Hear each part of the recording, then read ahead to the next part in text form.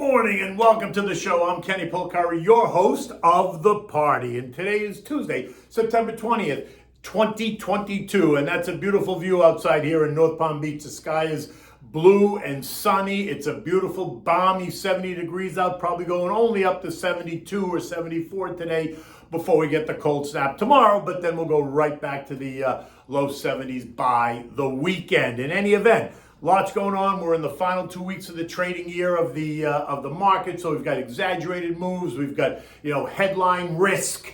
We've got economic risk, especially during these weeks when there's less people at their desk, allowing for the moves to be exaggerated in either direction. So let's talk about it. What is it that you need to know, and what happened, and what do you think is going to happen? So, like I said, it is the end of the year, and so we're expecting these moves to be exaggerated, right? Both up and down. Morgan Stanley revises their 2023 economic outlook, calling for another 20% drop from here. Joining our friends at Goldman Sachs. Treasuries, well, that curve remains inverted. Eco data today is all about housing, and actually for the rest of the week as well. And what are we having for dinner tonight? Well, here's another fish recipe. It's stuffed butterflied Branzino. Oh my God, so delicious and simple to make.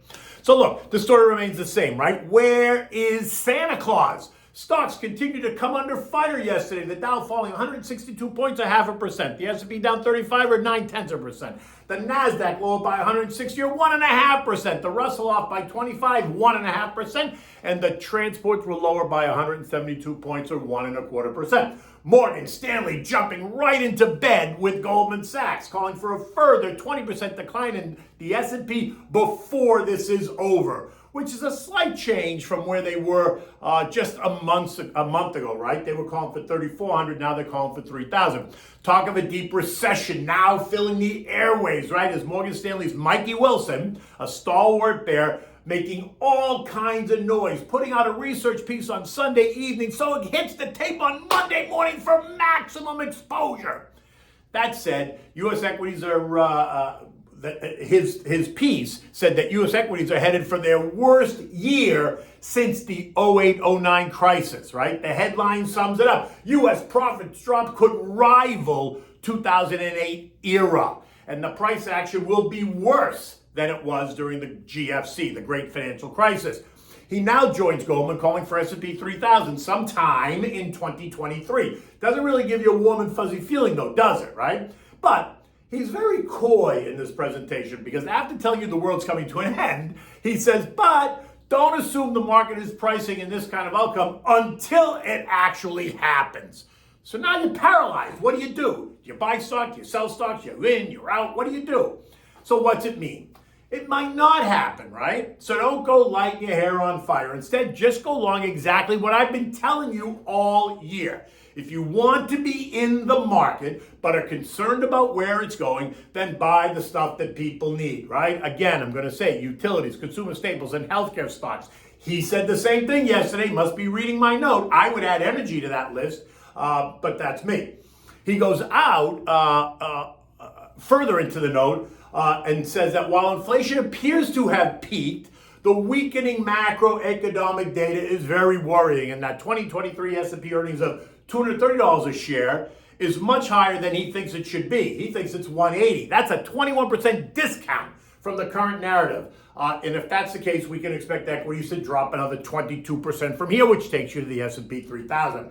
Then he gives you something to hold on to by saying that he doesn't see systemic financial risk or signs of distress in the housing market, and therefore doesn't expect a 50% downside for stocks like we saw in 2008. Well, thank goodness for that. But if we see stocks drop another 20% from here, then the S&P would be down by 40% from the January 2022 high. So right, 40% is not 50%, so he is not telling you an untruth. But let's get technical. If you draw the trend line from the high of January 2022, which was 48.18, and you draw the line down and hit all the subsequent highs throughout the year, that would take you to the April high of 46.37, a 3.7% decline. Then the August high of 43.25 is a 10% decline. And then the November high of 4,080, which is a 15% drop. You would see a very clear downtrending line. Did you notice that? 48.18 to 4,080, and each time the market tries to challenge that downward sloping trend line, it fails. which now leaves us in the 3490, the October low, and the 4055, which is the trend line resistance range. Last night, the S&P ended the day 3818, down 20% in the year, smack right in the middle of that range. So as I've been saying, if we get the Santa rally, it would take us maybe to S&P 4,000, 4,100 range. But with the trend line now at 4,055, that appears to be the best we could hope for. In the end, even if we get any kind of Santa rally into the end of the year, don't expect it to last into the New Year's. I've been saying all along, I expect the first quarter of 2023 to continue to be volatile as we digest the coming macro data, which is expected to remain weak, earnings, and we assess the damage that the recent rate hikes have created. Remember, JJ, along with a host of other central bankers around the world, told us last week that rates are going to go higher and remain higher for longer, and that's what many expect. And so it is what it is. We allowed the Fed and the administration to way overstimulate both the economy and the markets, and now we're about to pay the price for all this insanity. Treasuries remain inverted, and that's all you need to know. But if you're looking for opportunities outside of the stock market, then consider 3-month T-bills. Yeah, they're yielding 4.125%, right? Just keep rolling them over every 3 months. 2-year treasuries are yielding 4.27%. And the banks are beginning to offer attractive 12-month CD rates. Goldman's at 4.125. BMO Harris is offering a 4.5% CD. CIT Bank is offering a whopping 4.75 on an 18-month CD. Oil continues to trade on the headlines. One day we're good, one day it's a disaster, one day it's good, one day it's bad. So keeping that theme up, oil is back up today. And why? Because of two things. The first is that the China COVID story it's all about that again, right? Today it's about the growing optimism surrounding the relaxation of the restrictions and that it's outweighing any concern over the coming recession that Mikey Wilson spoke about. Remember, China is the world's top importer of oil, so it's easy to craft a story around how demand can be affected by whether or not China is open for business or not. But in the end, China is not closed for business any longer, and the government has vowed to do what it takes to boost economic growth. And there we have it, those same words that other governments have uttered. They will do what it takes. It started with Mario Draghi, president of the ECB, back in 2008. The second is the weaker dollar, right? At 5:30 this morning, WTI is trading up 80 cents at $76 a barrel, right in the 70 to 83 trading range. In the end, while China will remain the biggest importer of oil, the reality is that the fear of a recession is real and the actual occurrence of a recession is real. So expect oil, like stocks, to remain fairly volatile. In the end, though, I'm still bullish on oil, right? It's stuff that people need. Gold has been moving higher ever since the Fed confirmed further tightening. Last week, I identified 1815 as trendline resistance and suggested that once we moved up through 1800, then traders would try and challenge and push it up through resistance. That failed yesterday as gold ended the day at $17.96 an ounce. But today's a different story.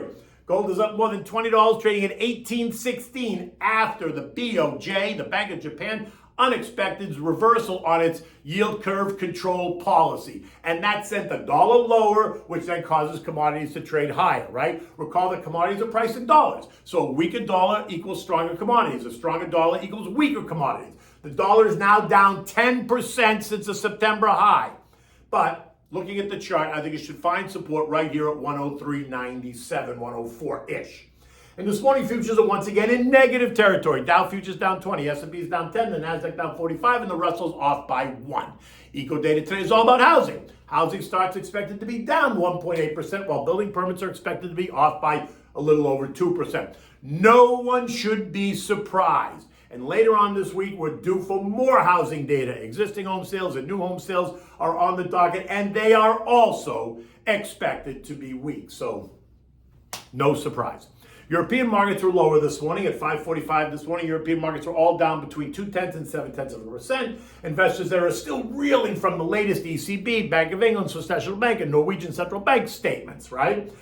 Add in the Fed's aggressive stance, and it spells lower prices for now. Remember, the path of least resistance is always down when the headlines are so negative and so uncertain, right? You can't really push them higher. The S&P closed yesterday at 3817, down 34 points after testing the Century Market 3800. Yesterday, I told you that if we didn't retake the trend line at 38.63, then the algos would kick in and go into sell mode while buyers just stepped aside, and bingo, that's exactly what happened. And yesterday, again, down we went. This has kind of been the theme playing over and over. A look at the charts reveals that's now broken all three trend lines, leaving the next stop, should it go lower, at 37.20-ish. We are not, so therefore, we're now in the 37.20, 39.30 trading range. We are now in the final 2 weeks of the year, right? Markets move in exaggerated conditions, right? In both directions. It'll be up and down, but it'll be exaggerated. Any attempt to move higher in the Santa Claus type rally will most likely take us, like I said, to S&P 4,000-ish, 4,050-ish. Continued declines, again, could see us retest much lower. Remember, you just need to have a plan. You need to stick to the plan, stick to your goals, take advantage of dollar cost averaging in your long-term account, and identify names that you like, that will defend you in a difficult market. Okay, so what do we have for dinner tonight?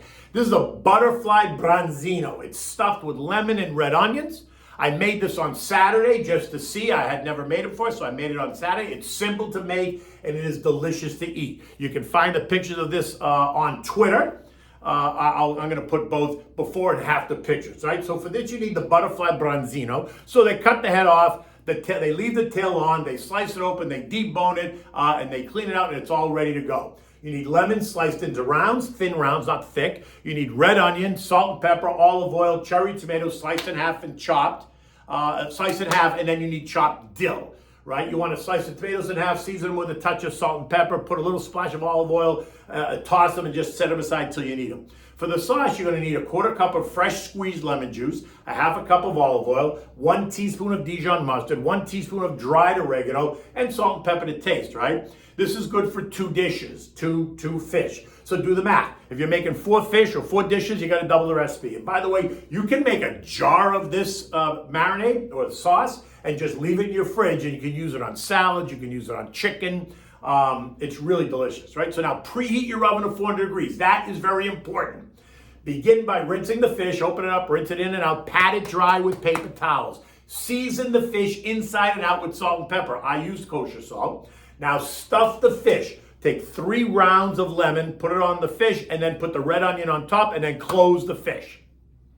Repeat it until you've stuffed all the fish. Now, take the stuffed fish and put them in a baking dish. Don't crowd them too much, but just put it up in the baking dish. Put it in the oven for 5 minutes at 400 degrees, right? After 5 minutes, carefully flip them over. Cook them for another 5 minutes. After you've done that, now turn the oven to broil. Leave it right where it is and broil the fish for 3 or 4 minutes or just until the skin begins a little get charred, right? Once it is, remove it. Plate the fish, adorn the fish with the sliced tomatoes and the chopped dill. Pour some of that lemon sauce over the entire plate. Don't drown it, but just put enough so that there's sauce there, right? You want to serve this with your favorite white wine. You know, for me, that's Pinot Grigio Santa Margherita. Nice and chilled, and then that's it, you're off. So look, like I said, I'm going to put some of the before pictures, like of the raw fish, the butterflied fish, so you can see it, and I'm going to put the final version up there as well. So pay attention. The market's going to be nuts today, I imagine, right? Between all the news going on. Not nuts in a bad way, just, it'll be all over the place. Probably, though, trending a little bit lower unless somebody can come up with something positive to say to stop the bleed. In any event, until tomorrow, take good care.